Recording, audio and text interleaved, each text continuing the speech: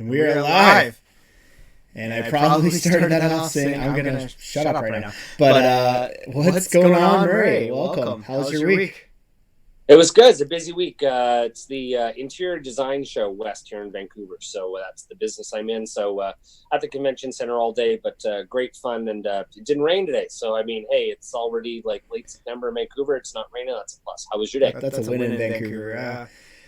Start off pretty light and then a million appointments like usual. So got through them. So. And it's Friday night. Cool. They leave me alone. They leave me alone Saturday morning, and then some stuff Saturday, and then I have my limo tour on Sunday, and then Monday will be crazy. So yeah, good time to bond tonight. Totally. Did you catch Zaritsky's bond experience live? Bits and pieces. Yeah, I was in and out of the show, and that'd be 2:30 for you, right? Yeah. So it's not easy. Well, on I the was West Coast. saying, good afternoon, Bond fans. It's like it's still afternoon for me, but it's welcome Toronto at 8.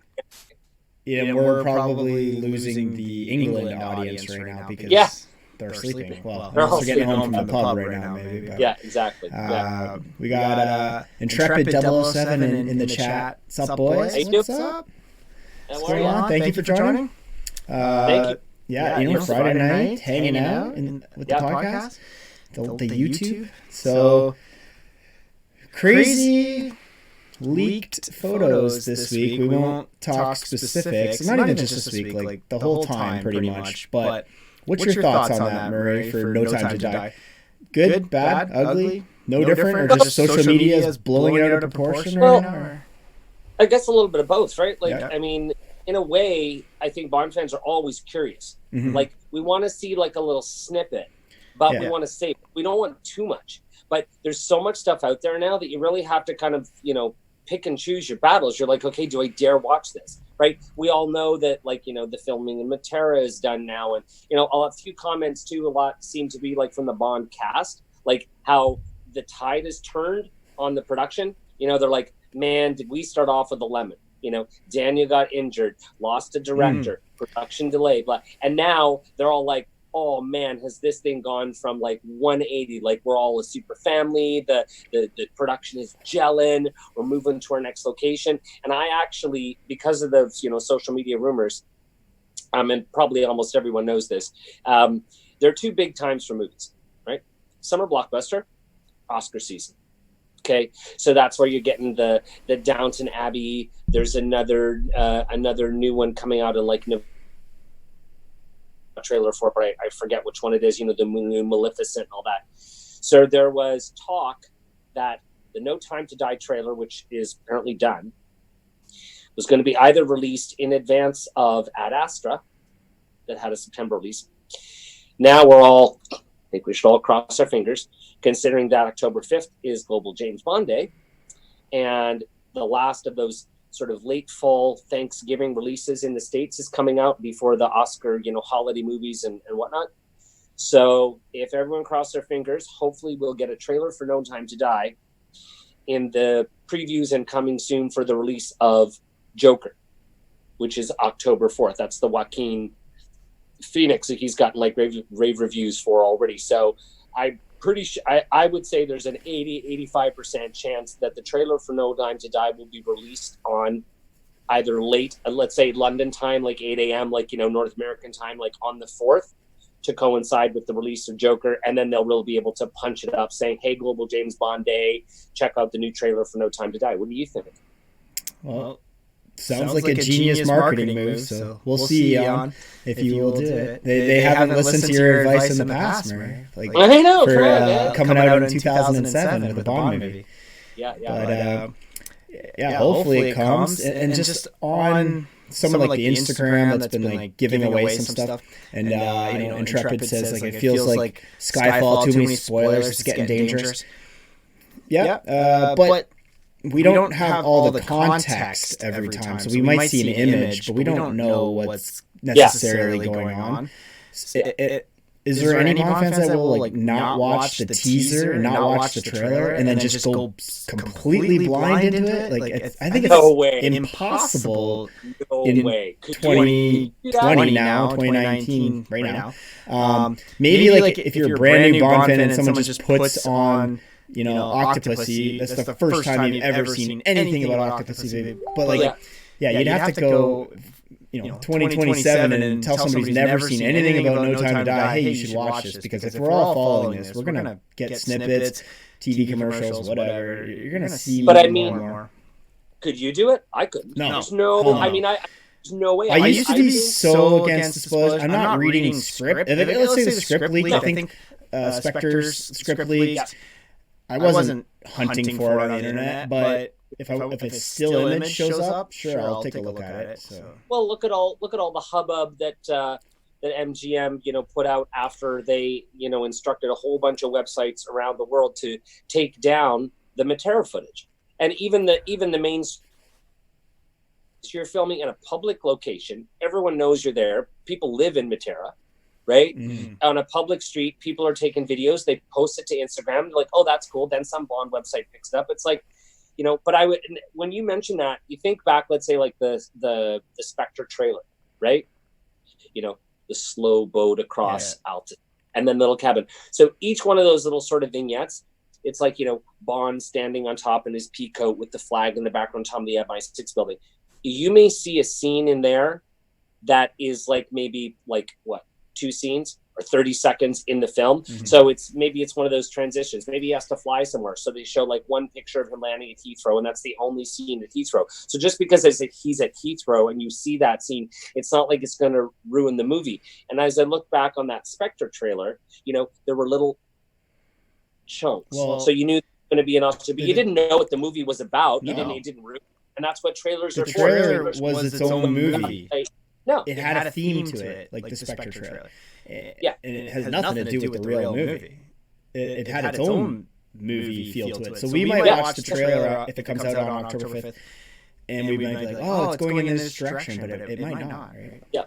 So. Yeah. Well, all those little pieces. I mean, that's what a teaser is. That's what a trailer is. It's the warm up. It's the preheat. So it's like if you watch that.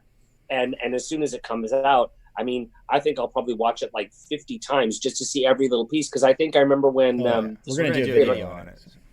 Yeah, I close upped a few times and paused it when he was reading through the burnt documents. Yeah. And you could see Oberhauser. It's like the adoption into Oberhauser. Of course, they're like to see how much they were getting. Look, this is from one of the short stories. And she's like, I don't care. Yeah.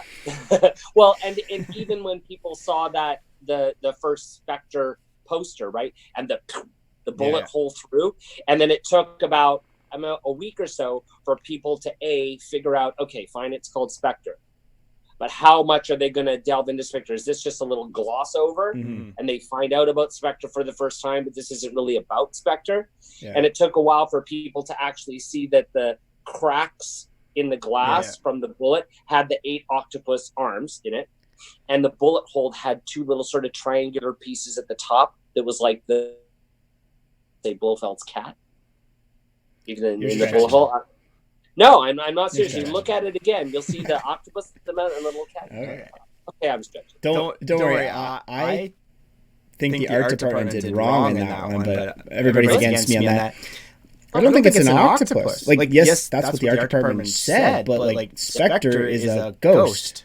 So why is there an octopus?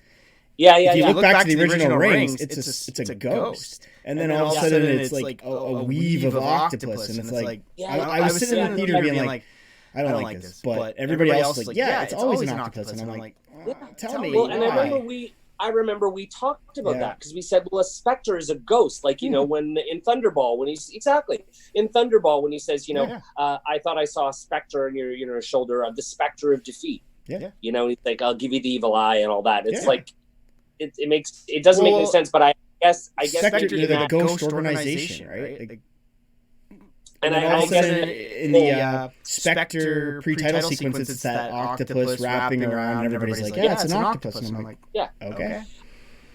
So transitioned and sort of they probably like made it like to give you, because maybe Spectre like as a ghost was like too random or too like an obscure reference. Those tentacles of evil, permeating everything was like easier for them. So it's my audio.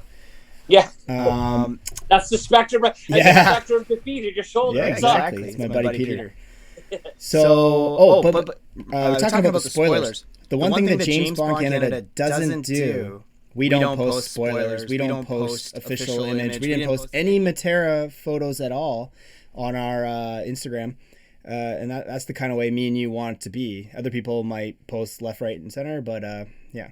What do you think?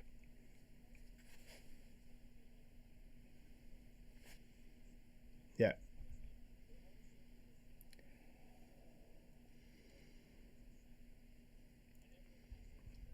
Yeah.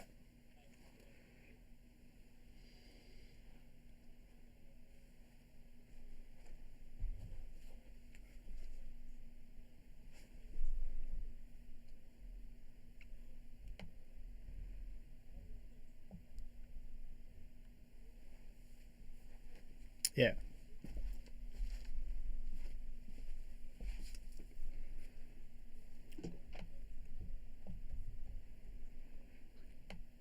Same thing. At my look at it, well, what am I going to give that's different? That you got to put Murray into it. Exactly. What I try to do with Jeff, right? Yeah. What I like to do is look at that and then maybe make a commentary and say, okay, oh, did you notice this in this video or this? I don't believe in oversaturating the content that's already out there because people, Bond fans will go to multiple sources to find their content. But yeah, we don't believe we are spoiler free. We don't want to do that. We don't want to ruin it for anybody. Exactly. Yeah. Hell, I couldn't even post Funko stuff the other day. Instagram shut me down. Yeah, that was like totally weird. I don't even understand what happened there. I tagged 007.com. I tagged them in the post, everything, and yeah. Well, it's sometimes you get that on social media. We've had that a couple times where we get like little notifications like you may have violated this copyright, but they're just giving you sort of like a friendly nudge to say, hey, if this person decides that you have violated the content, then thus you take it down. But we've never had any trouble where I think we play fair in the Bond sandbox, and we've always had really good response and feedback from the distributors, Eon, and all the Bond community. So we like to keep our side of the street clean for sure. Exactly. Yeah. More comments, more viewers. Yeah, we lost Murray's audio. Yeah, we're gonna have to come back. There's technical issues right now. Okay. Can we come back in like 5 minutes? Sure. Guys, go pour a drink. We're coming back live. Technical difficulties. Spectre got their tentacles around us. Oh yeah, tentacles all over the place. Okay, ciao. Bye.